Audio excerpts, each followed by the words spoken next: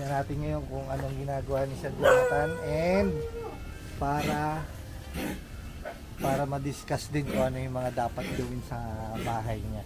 Knock knock. Yes po. Ito po yung mga kaibigan ni Jonathan na taga-knock knock house there. See, sa kasalukuyan ba, ano ba nga normal na nagiging problema mo sa kasalukuyang ano dito? Ano po, mahilig po din sa aking anak. Ganun. Dalaga na. Anak may Nag-sir kami, issue. nalalaan na ano, may tapad ah. So yun, privacy mga kanak-nak, medyo nagkakaproblema tayo sa privacy at saka syempre yung kapag umuulan, totally hindi nila magamit yung portion na to kasi dahil sa ulan. Buti dito na nung una nawasak ang aming bahay. Dati na lang po ay isahin. Mga kanak